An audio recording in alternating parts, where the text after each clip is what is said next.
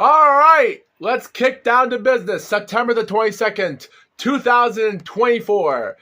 The day during the end of the closing ceremony of TwitchCon. And also, well, let's be honest, if you people are into NASCAR, well, let's just say that NASCAR has already taken an interesting turn this Sunday as Kyle Larson will win the Bristol race. And just to let you viewers know, Harrison Burton finished 35th, the last place driver on the race. Yes, you viewers thought he was going to make it.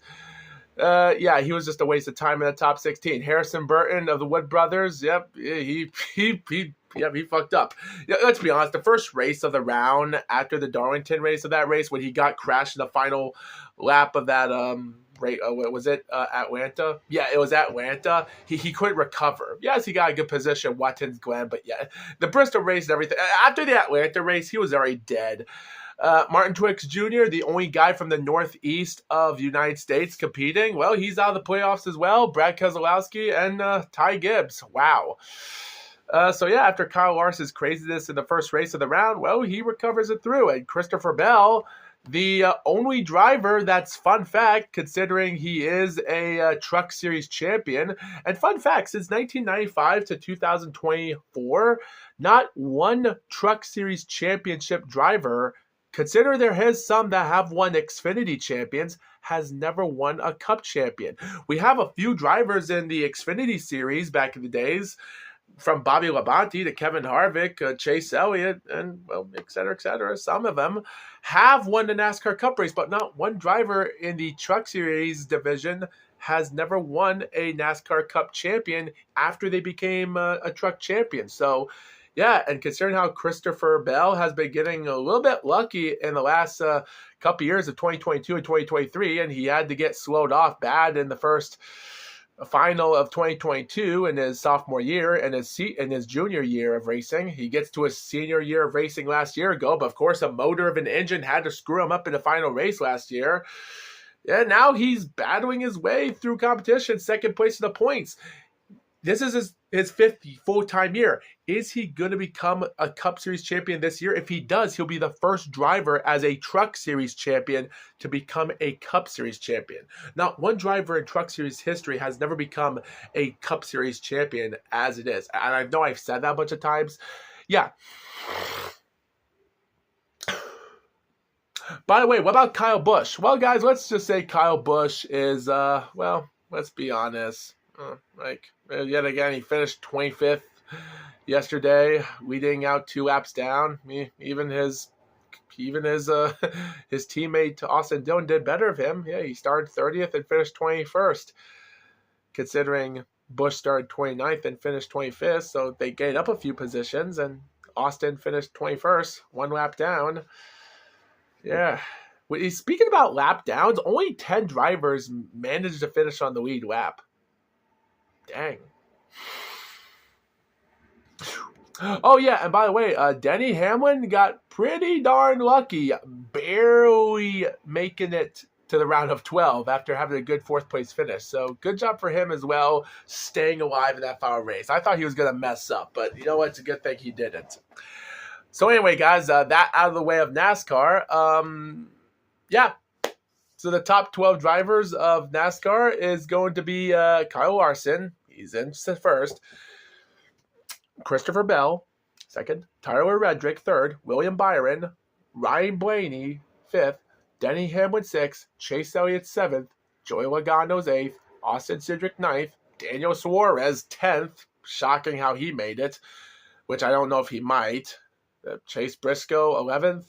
And also tied with Briscoe at 11th, make number 12 Alex Bowman, which I wish it was Austin Dillon, but yeah, he just couldn't make it. Yeah. Karma's a bee when people like to screw people and win. Also, why do we not hear reports about Ricky Stenhouse in that moment in Richmond? Why he spun out driver number 41, Ryan Preece? We still don't know why he didn't do that. We don't know why we don't have interviews of him, why he did that, costing Austin Dillon a chance for playoffs. We don't know why he's not even penalized and why people aren't talking about that moment, why Ricky Stenhouse did that to cost Austin Dillon. Like, was there a reason for for Ricky Stenhouse to do that. To this day, we still don't understand why Ricky Stenhouse Jr. hasn't been interviewed. I even went online to have some answers and interview out drivers from JTG Daughtry Racing, the owner that Ricky Stenhouse's owners, but no one hasn't even cared because who gives a shit?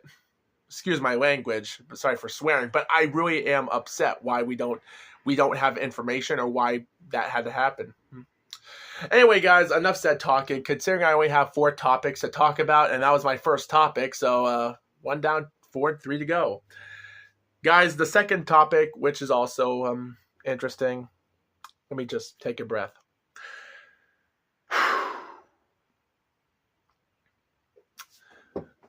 Consider this, guys, ladies and gentlemen, as recording this video, even though we're about, how much time do we have left? We're about at, it's already 10:59. So as of right now, by the next minute, my NASCAR video of the date of the Talladega race of NASCAR Race 8 VTubers NASCAR Cup Series is coming to an end. And I just hope people are watching it. I've announced people from TwitchCon. I even went online on live internets from Twitch and everyone else to support my content.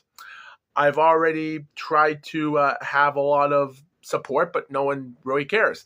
If the public is not with me now, then they're going to have to, because I'm pushing my luck outside of the world in a really dangerous spot, trying to get people to get my attention. And a lot of people really like to make Canadian people a horrible sight of generosity, because there is no generosity. It's really, really, really huge. It's really suffering to see these people turn on you like this.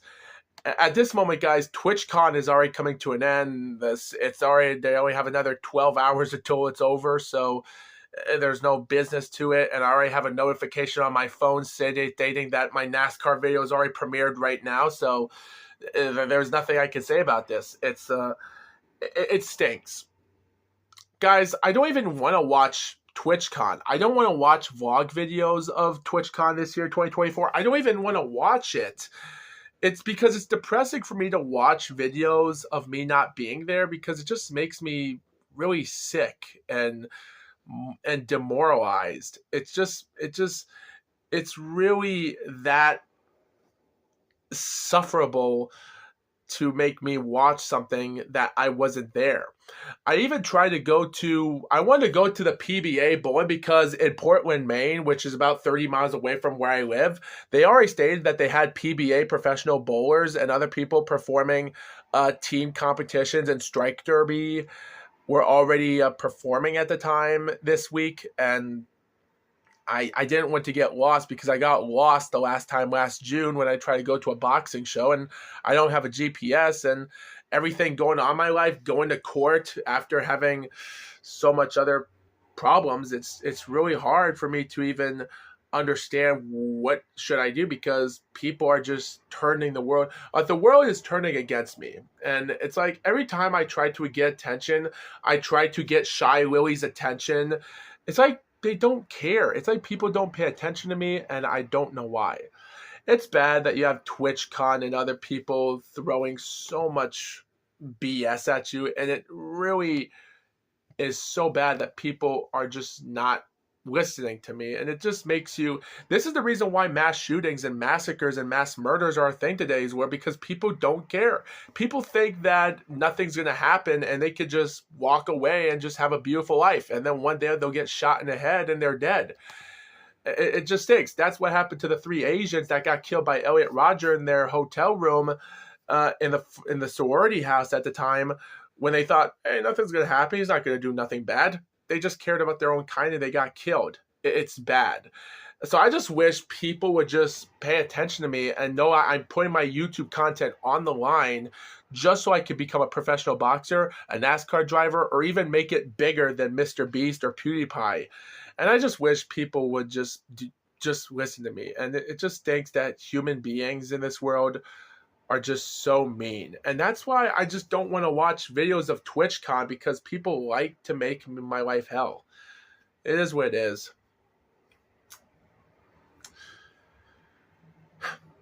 All right. So without all that out of the way, with all that being done right now, ladies and gentlemen, let's get down to boxing. And today, guys, right now, the heavyweight division has been on a huge turntable.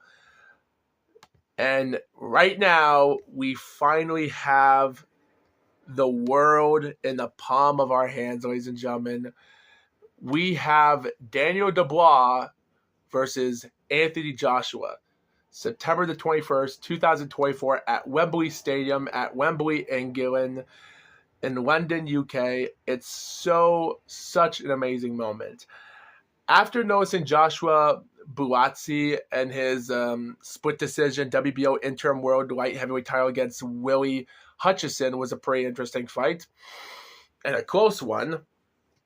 And after having IBO world super featherweight win with Anthony Case and Josh Warrington, which he's now a bust, Josh Kelly winning majority decision against undefeated Ismael Davis, another good majority decision, and a round 2 TKO win against Hamza Shiraz, now getting his 21st win against Tyler Denny for a bunch of middleweight belts, so not bad. And an undefeated bout in lightweight, which is pretty good, against Mark Chamberlain, 16-0, against Josh Padley, 14-0. And surprisingly, Chamberlain got knocked down in the 8th round and deducted 1 point in the 9th for pushing. That actually cost him a lot of points, because considering this, Josh Padley won like 4. In my opinion, I think it seemed like Josh Padley might have won 5 rounds in that fight, considering 2 judges had 96-92 and the other had 95-93, which I agreed with. Technically, if Mark Chamberlain would have kept his composure together, he would have drawn the fight or even maybe scored an extra round or something if it wasn't for those final rounds, because Josh Padley just got lucky in that fight, and Mark would have done better. Also, Frank Warren is also promoter of this fight because he was Daniel Dubois, and Anthony Joshua was Eddie Hearn's promoter. So with all that being said, guys, let's get down to business. With all of that being said, guys, let's talk about the IBF heavyweight title against Daniel Dubois. So the fight starts out as it is. I pay attention to make sure the referee knows what they're talking about. He tells them both in the dressing room, be professional of all time, obey my instructions. Any questions? Nope, because after the referee says any questions, tells us this or that, I obey my instructions at all time. Any questions? And Daniel Dubois gives us that duck face. How the hell does Daniel Dubois? I wonder if it's just a mouthpiece that was making him look like he's doing a duck face on AJ. Like, the camera cuts to Daniel Dubois and AJ with the referee talking in the middle of them, and AJ is just having a good straight face, and for some reason, like, Daniel Dubois' cheeks are puffing out like this for some reason. Like, it's, I don't know. I found that really weird. I didn't like it. But anyway, the fight starts out in the first minute. And to be honest, they were just throwing some interesting jabs upstairs at one point. There were some interesting moments. They started out throwing some good jabs.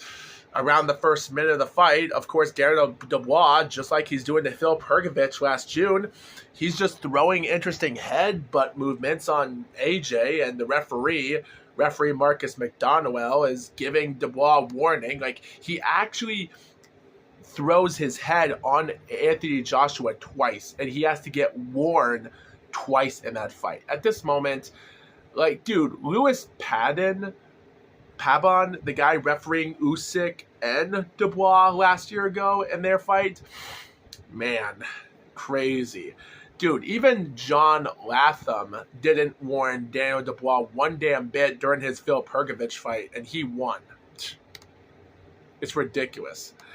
But then for the next minute, with 20 seconds left of the fight, they're studying each other, keeping it calm, and for some hilarious reason, AJ throws a good uppercut, Back to Daniel. They throw each other again. They both clinch each other.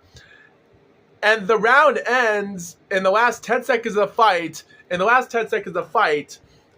Like, we don't hear the timekeeper's bell. We don't hear that sound when it comes to 10 seconds. But by that moment, AJ throws a right, somewhat misses, and he ducks his punch.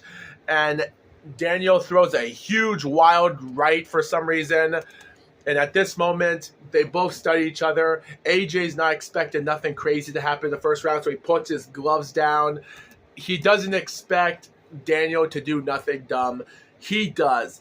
Daniel throws a huge Deontay Wilder right punch and connects it to AJ. Down goes AJ. The crowd goes wild. It was crazy. And surprisingly, AJ gets back on the count of 4, which that was a horrible idea. So he gets back up, and then he starts stumbling for some reason. He stumbles to the right. Referee's telling him to come here. The bell is already rung right now, but as the bell rings, Daniel Dubois is walking towards behind the referee's back, and the referee sees him, so he just pushes him out of the way. It was crazy. And seeing the replay of that punch was devastating. It was crazy.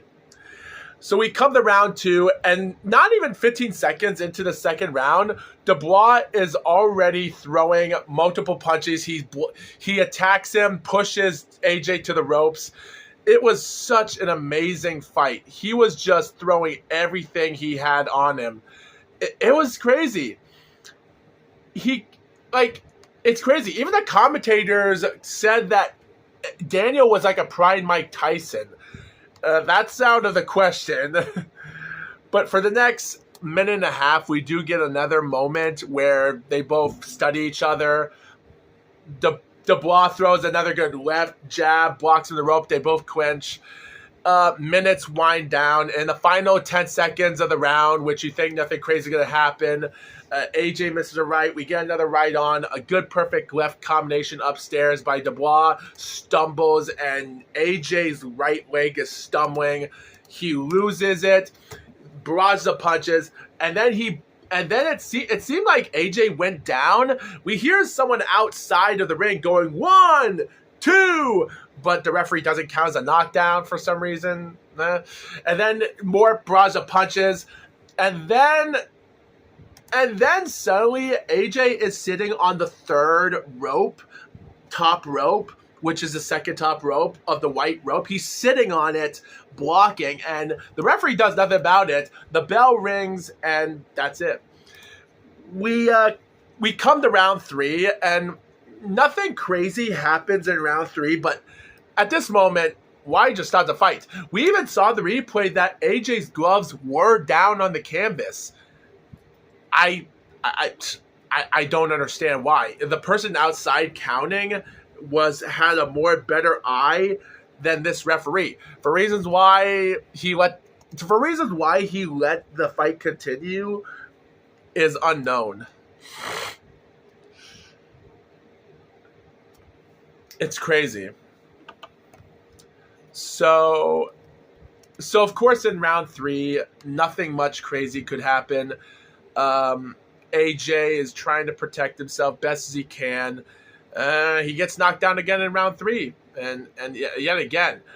But guys, round 4 and round 5 are more surprising than round 3.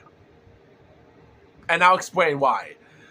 So of course Dubois does knock down AJ again, round 3. But round 4, my gosh, he doesn't even give AJ a chance to catch his breath in round 4. By the end of round 3, he's already won out 3 big rounds. He throws a left. He throws another shot. He throws a left but misses, but AJ still sells it and trips and hits the ground in the first 10 seconds of the 4th round. It's funny. So he gets on. He continues punching, and then suddenly, not even 30 seconds into the 4th round, he pushes it, AJ goes down, and then the referee does this, almost like the fight's over. I'm like, wow, that was a great win. Unbelievable. I saw the fight. It was amazing. But then I look back at my TV screen, and I wait, wait, the fight's not over? I was like, wait a minute, why is the fight not over? The referee did this. I later went back and realized it was a slip. For some reason, why they thought the fight was over. Guys, if Daniel Dubois was being promoted by Eddie Hearn and Frank Warren was being promoted by AJ, this would have been the same rendition of Carl Froch versus Lucia Butte in 2012, when Carl Froch was trying to finish Lucia Butte and the referee went this because he told them it was a knockdown and he wanted to stop it before Lucian was going to get hurt. And Eddie Hearn entered the ring right crazy, celebrating with Carl Froch, picking him up like a baby. And then Carl Froch's trainers told him to get the F out of the ring. The fight's not over. But Lucia Butte's trainer didn't understand what the hell had gone wrong because he thought the fight was over. Dude, the referee was a fucking asshole that day. And I just still, to this fucking day, I don't know why they allowed Lucia Butte to lose that fight. That was BS. What my point is, if that referee thought he was waving the fight off and Eddie Hearn entered in the ring, God almighty, AJ would have won this fight because, and I'm sure Eddie Hearn would have entered in the ring and said, yeah, we got a champion. And he would have picked up Daniel Dubois. Oh, I'm so proud of you, my baby. Big baby Drell Miller. Daniel Dubois, whatever the hell your name is. Oh, I'm so proud of you. And then realizing the referee said it was a slip. And you would have been like, well, what the hell was this for? Why were you waving off like it was this? You're supposed to wave it like this. It was a slip, not like this. That's when the fight is over. The referee at this moment, dude, guys, this referee, like Marcus McDonald, quit being a referee. Just retire. This guy couldn't tell that AJ put his gloves on the canvas during the end of the second round, and now he hits the ground, waves it off like the fight's over. I don't get it. The rest of the last 2 minutes of the fourth round, well, whatever you viewers think, the fourth round was nothing but interesting this, interesting that. But yet again, Daniel was trying to keep his composure together in the later rounds because he already had AJ. Start of the fifth round, 30 seconds into it, they're studying each other. And out of nowhere, when I saw this, so guys, this is how the fight ended. 35 seconds into this fifth round, AJ. Guys, I thought AJ was going to win this fight. I thought he was going to win this fight. He sets up a huge right and stumbles Dubois upstairs. He corners him to the rope. He throws a left. And then he throws a right upstairs. At this moment, I'm like, Daniel's done for it. He throws another huge right. Daniel throws his own right, which stumbles a little bit of AJ. And then the fight ends when AJ and Dubois both do the Apollo Creed and Rocky Balboa of the end of the third movie of Rocky, where they do a slow motion stop and they play the song Eye of the Tiger for the end credits. They both throw their combinations at the same time, only for AJ. I think AJ landed his about a second late, about a half frame late after Dubois threw his right, because I think Dubois hit his first before like a frame later when AJ hit Dubois. Because I went back to check the freeze frame of the video and he kind of did connect it a little bit, but both punches were connected. Only Dubois connected his better, and Joshua, I can't even say his name right, AJ hits the ground, body down of the front, under the ropes. What makes that moment crazy is that AJ was on the attacking line while Daniel was defending himself there. The referee counts all the way from 1, 2, 3, 4, 5, 6, 7, 8. And then at the count of 9, AJ actually gets on all fours, but so he picks up his left leg like he's going to go to the bathroom like a dog. And then he gets back on all fours again, but the referee counted to 10. Someone threw it in a towel anyway, but the fight ended by KO at 59 seconds. Daniel Dubois, heavyweight champion of the world. All I can say about this is that guys, is that Daniel Dubois Like, guys, I was already thinking Dubois was going to win this fight, not because he was 27 years old and he was already in his 20s at the time, and Joshua was 34 years old, so he might have a few more years left in him, which that was one of the reasons. I just think Dubois had to take it easy after everything happened, because you look back at it and, like, at this moment, both of these guys already suffered losses in their career and they're trying to come back. Because at this moment, I'm not saying that this is a good fight, but yet again, after two dumb, incompetent referees helped Daniel Dubois to defeat Filip Hrgović and Anthony Joshua in the dumb ways possible for what was happening, from the headbutts in the first round of the fight and somewhat of the other stuff, I think at the end of the day, it was interesting.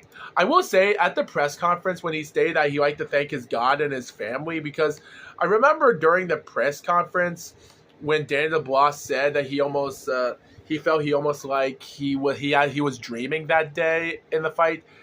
He thanked his dad, he thanked God and his whole family for being around him, keeping him on the ground and giving everyone this opportunity that he took. It was a great moment for him. It was great, and at the end of the day, it was a great win for Dubois. But yet again, at this moment, there is no need for a rematch. We already saw what happened to AJ. The fight might end a lot dangerouser, even if AJ is going to be prepared for a second fight. There is no need for a rematch. Like, have Daniel Dubois... Like, guys, at this moment, Alexander Usyk's going to fight in December, but yet again, is he going to fight another British guy that he's already beaten? Like, guys, look at this. In his last 5 professional fights, which are the only fights he's ever fought this decade in 2020, look, like 2020, October, he defeats Derek Chisora by unanimous decision, a close fight. 2021, Anthony Joshua. 2022, Anthony Joshua, again, unanimous decision, and a second fight split decision. Daniel Dubois last year ago, round 9 KO. May this year, he defeats Tyson by split decision. Now he's going to rematch him in December.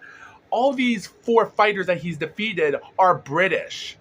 There's no need for a rematch for another British fight for Alexander Usyk. At this moment, Alexander Usyk should just retire. Guys, you know what I think makes boxing fans and people around the world more interesting and more into boxing? Salesmanship. Countries versus countries. Popularity, nationality, and having their fans root for their own countrymen. Croatian, Germany, New Zealand, the Cuban, Sweden, Australian, China, South Africa, Bulgaria, even the Congo. All those countries have one thing in common. They don't win a lot of heavyweight titles in boxing. They don't even fight for a lot of heavyweight titles. I don't think none of them have ever had heavyweight title shots. Except, Kubrat Pulev, he's had his title shots before, and I'm still waiting for his third one. Luis Ortiz had his title shots, and most importantly, but not the other people. Like, guys, you want to know what makes the ratings and popularity of money making and ratings popular? Is having other countries. Like, guys, F.A. Ajagba, Otto Wallin, Frank Sanchez, Bakir Jalilov, 2021 Tokyo Olympic gold medalist from Uzbekistan, Zhou Zhang, Filip Hrgović, Martin Bakal, Ajit Kabayel. Those fighters have one thing in common. They've never fought for a world heavyweight title, and some of them are from different parts of the world. They're non-American, non-Ukraine, non-British. Let's give these people a chance to fight for a title shot, to have their country root for their man fighting against Alexander Usyk or Daniel Dubois. It's like, Like, what's the point of it? Just having another British guy taking on the Ukrainian of Usyk? It's got no dimension. There's nothing to it. There's no need for this to be a thing anymore. You can fight any fighter you want to, even if you lose your belts. The least you could do is give them a shot for a title. Like, this is why I didn't want to see this much interesting in seeing Dubois versus AJ, because they're fighting in Wembley. Like, why would Chinese people or Croatian people or anyone else want to watch this if it's not their countries fighting for that belt, and it's just two British people in their own world fighting in their own country? Not one British fighter is going to lose. They're going to win the war even if one of them loses. There's nothing, there's no storyline, there's nothing into that. There's no planetarily to it. So I think we have to look at ourselves in the eye and think to ourselves, let's just, like, Alexander Usyk has already earned his rights. And by the way, Usyk did say after he defeats Tyson Fury, he was going to be a soccer player in 2023. Now he's going to say he's going to go back to cruiserweight to lose weight. What is the point of you saying that if he's going to say he's going to do something in 2025, and the world and Rummy's Corner and everyone else are going to say, well, look at this, now Darren Dubois is going to have a title shot against Alexander Usyk. There's no point in that, because Alexander Usyk told us he's going to go to cruiserweight next year. He wants to go back. Yet again, it might not be a good idea. There's no point of going back to this anymore. Usyk has taken on every single British boxer in the 2020s. He's defeated everyone. Maybe not Dillian White, maybe not Joe Joyce, maybe not Fabio Wardley. Well, he's a bust. But yet again, there's nothing left to do. If you're not going to fight against American, like, if you're not going to fight against Ajit Caballel or Martin McCall or anyone else at that matter in the top 10 of BoxRec, what's the point of having another match with Darren Dubois that you've already dominated? There's no point of that. It's not, there's nothing interesting about that, and there's nothing left in it. I just don't approve of this. It's a waste of time, and I don't like it. There's just no reason for it.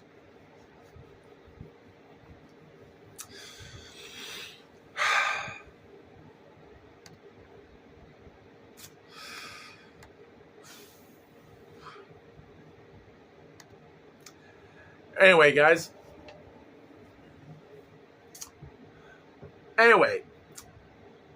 So, welcome back live, ladies and gentlemen. On September the 3rd, 2024, we're in Ariake Arena in Kotoku, Tokyo, Japan, by the Japanese Boxing Commission of Hideyuki Ohashi Promotions. We had a lot of interesting competition today with Yoshiki Taki defending his WBO World Bantamweight belt against Daigo Higa. It was a close fight from competition, and it was a very good close fight, actually. We also had interesting fights of other Japanese fighters, and also interesting win by a winner of Andy Hiroka defeating Ismael Barroso. Yet again, that was an interesting fight for what it was, but I do think Andy Hiroka still needs a lot of more practice.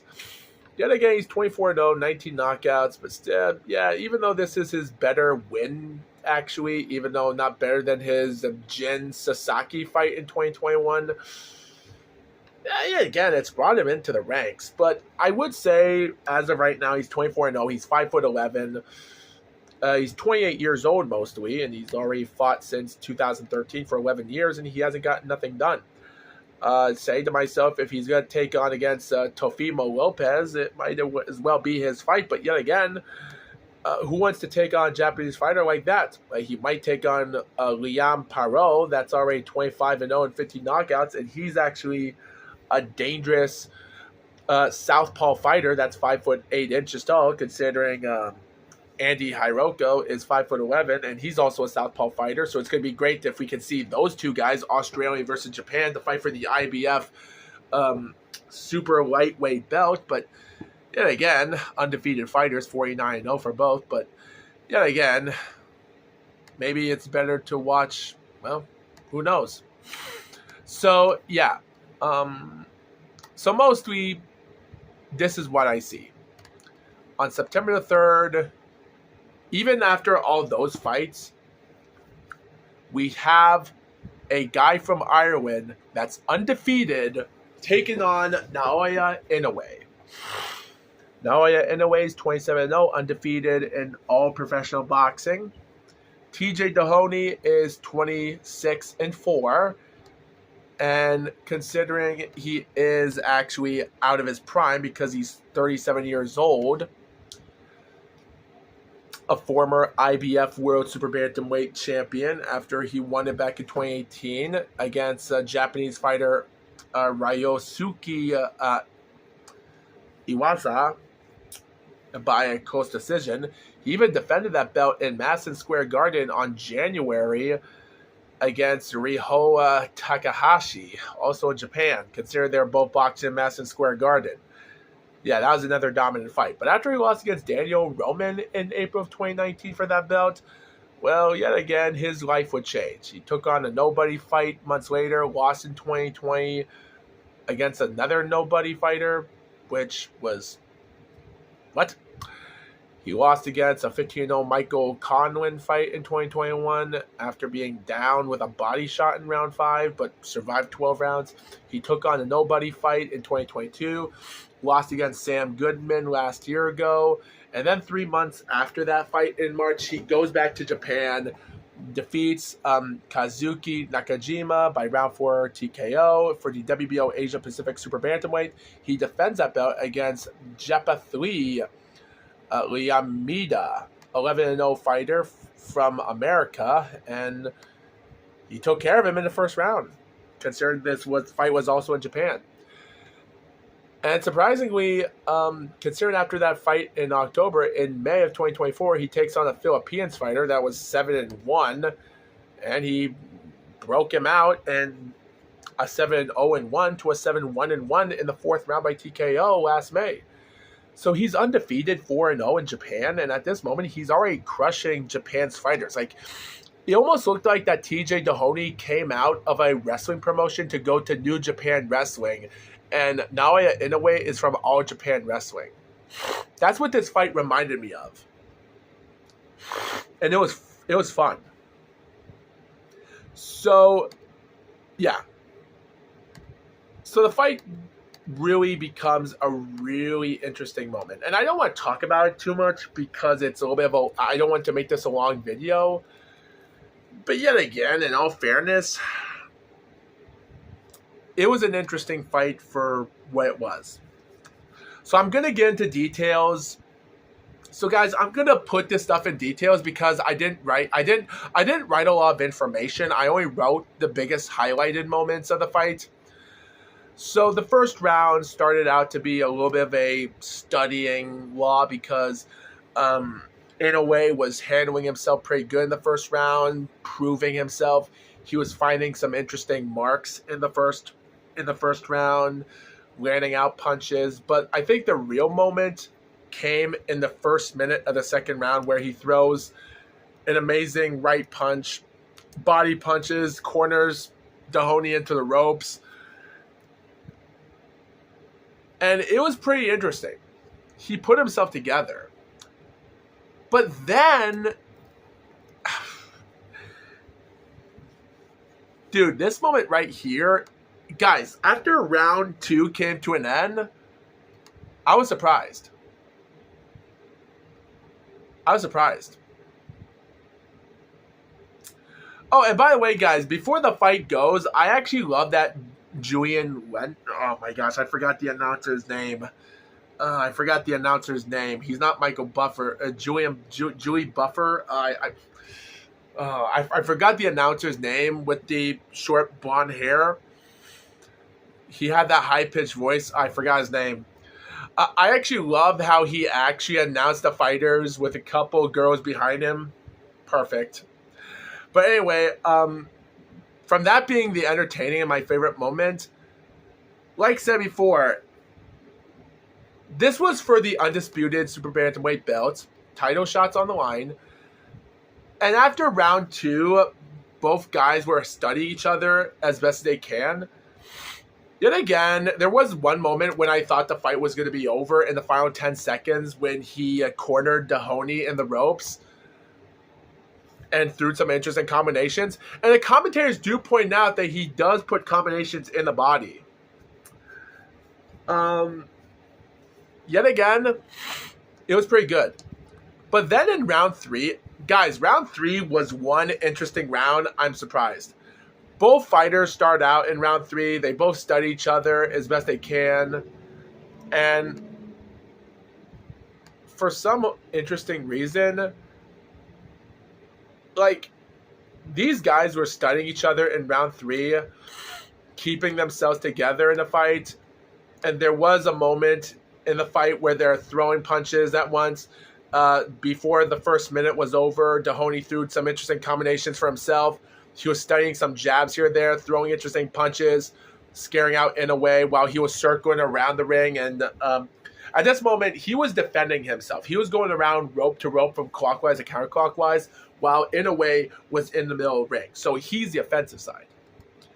And so Dohoney was throwing some interesting good combinations at the time, trying to scare off Inoue. The third round was really surprising. He was doing a really interesting job. Round 3 had to be the better round for Dohoney of the entire fight. And he even threw body punches downstairs on Inoue during before the second minute of the third round. So there were some interesting moments. I think Inoue was already calming down because he was actually taking it easy in the third round, because Dohoney was throwing more punches in that fight than I expected. And it was a pretty interesting round for what it was. Because there's nothing crazy about the third round other than Dohoney just doing a good job throwing better combinations. There was a moment when Inoue threw a good jab upstairs in the final 20 seconds of the fight, and he was scaring him off to the ropes. But yeah, I was surprised that Dohoney managed to win that third round, which was something that Marlon Tapales or Luis Nure couldn't do to win rounds and fights. There was a moment when Inoue did throw another huge punch before the end of the round. So it was pretty good. And then in round 4, I will say though, round 4, there wasn't much interesting stuff in round 4. They were both handling themselves. It was just another calm round. But of course, Inoue was actually throwing better jabs in the fight.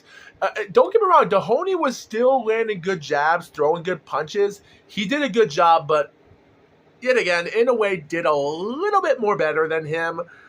But I will say, though, Dohoney was doing a good job being alive in the fight, being active in the fight, throwing jabs as best he can, trying to be careful. And Inoue was taking it careful because he didn't know how good Dohoney was, considering that Dohoney has lost 4 fights, both by decision. So he's never been knocked out in his life before this fight started. So, yeah, both of them were just studying each other as best they can in the 4th round. And at this moment, Dohoney knows that they're in for a long night because he doesn't know when Inoue is going to go for the power punches. So when you watch the end of the 4th round, you think to yourself, Inoue is going to wait for that moment to happen. He even threw a couple heavy body shots before the end of the 4th round, which kind of stunned the crowd.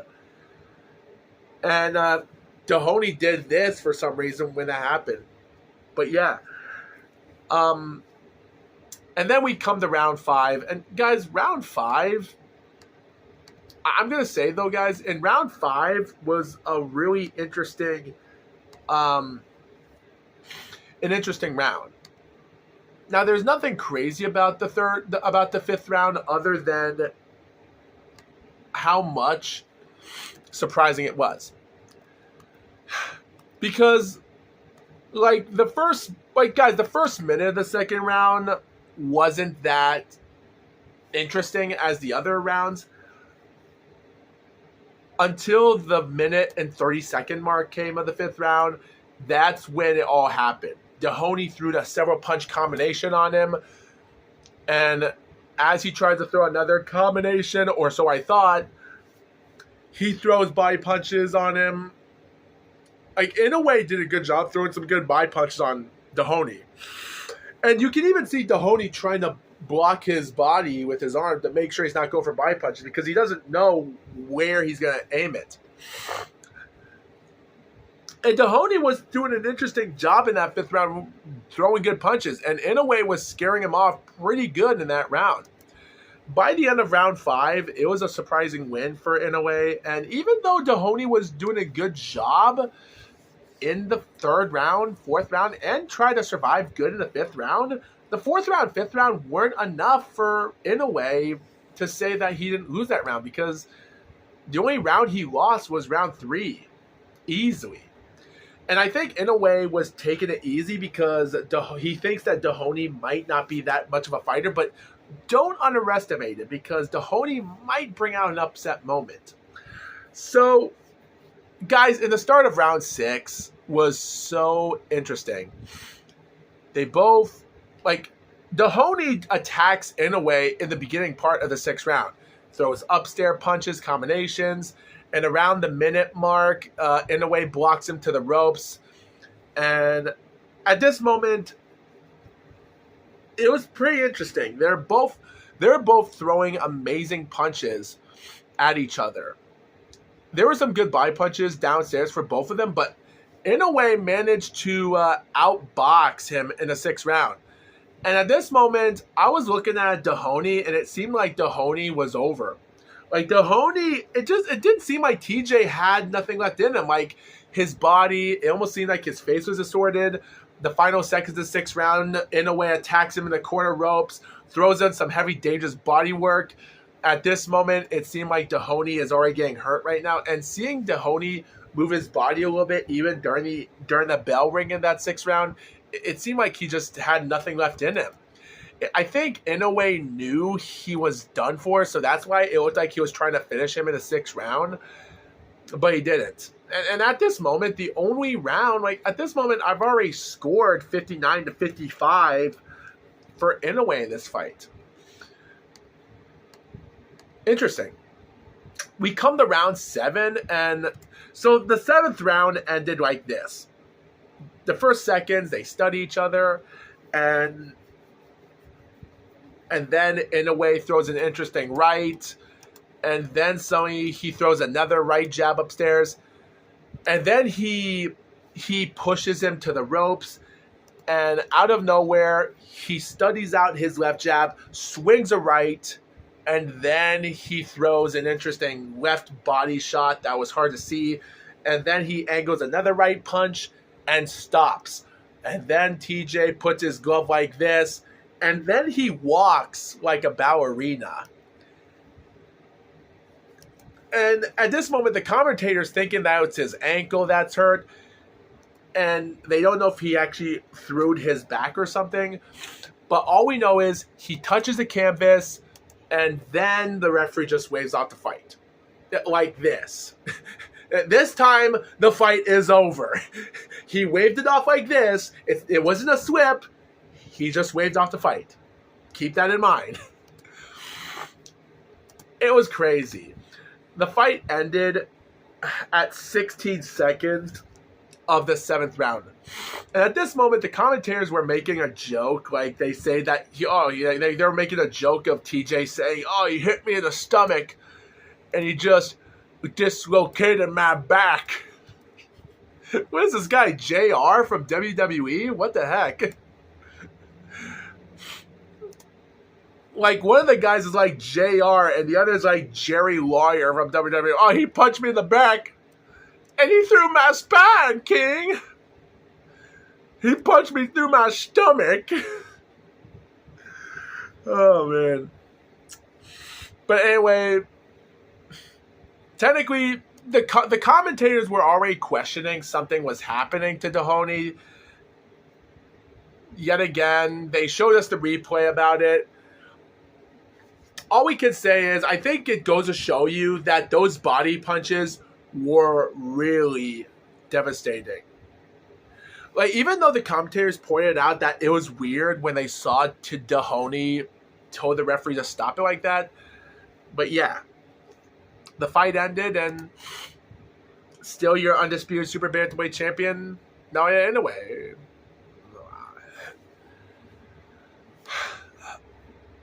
So 20-0, 25 by knockouts. And by the way, while I'm talking about this, this is Inoue's 9th straight knockout win in 5 years. Yeah, this is his 9th straight knockout. Will this be his 10th straight knockout in the future? Who knows? All we know is he did a good job, and technically I was proud of him. So, good win. By the way, guys, we like to report, the super middleweight division has already pushed a lot of boundaries. Now, guys, we already know that Canelo Alvarez defeated Edgar Berlanga by 12 rounds, and the guy went 12 rounds of decision. He showed a lot of heart, but yet again, he just wasn't up to the task against Canelo Alvarez. It is what it is. Jaime Munguia, well, he proved himself against Eric Bazinian, and saying that even though he lost against Canelo Alvarez, his punching and his dangerous knockouts are still there. He managed to go 10-round KO against him during the later part of the 10th round of the fight. Considering that Eric was winning rounds in the fight by scorecards going 87-84, 88-83, 86-85, he still is the dangerous man. And I do think Jaime Munguia will be a champion and again in the future. So, yeah. That right there is another good moment we like to talk about. Also, guys, one last information before I like to end this podcast, and it's Dimitri Bivol and Artur Beterbiev. At this moment, guys, we already have the fight scheduled in Kingdom Arena in Riyadh against in October the 12th for Artur Beterbiev and Dimitri Bivol having their title shot. It's going to be live with Bob Arum Top Rank, Spencer Brown from Gold Star Promotion, Eddie Hearn Matchroom, Benjamin Shalom from Boxer Promotion, Frank Warren from Queensberry Promotion, with matchmaker Steve Furness with DAZN pay-per-view and USA ESPN Plus are going to live these shows. And it's going to also have Jay Opataya defending his IBF World Cruiserweight title against Jack Masai. We also have Fabio Wardley having a rematch with Fraser Clark for their BBBFC. Their first fight ended in a draw. Both of their undefeated records are down the toilet, so why rematch this fight? We also have an IBO World Middleweight title against Chris Eubank Jr. versus Camille Meta. Guys, Chris Eubank Jr. is not going to be a world champion. Like, he hasn't become a world champion in his damn life right now, and he's going to fight for an IBO belt that's still a minor weight. That's ridiculous. We also have a female featherweight fight with Raven Chapman fighting that WBC World Featherweight against Australian Sky Nicholson. Interesting. Ben Whittaker's 8-0. He's going to fight against the nobody of Liam Cameron, and Mohamed Alakel is going to be on debut of his first professional fight against a guy named Jesus Gonzalez. 3-2. Well, so yeah, it's going to be an interesting show on October the 12th. But guys, next couple weeks, guys, I'll be reviewing UFC 3, The American Dream. What's going to happen there? Well, we're going to find out next time. So with that being said, thanks for watching this video. And this is the GLOAT Podcast, signing off.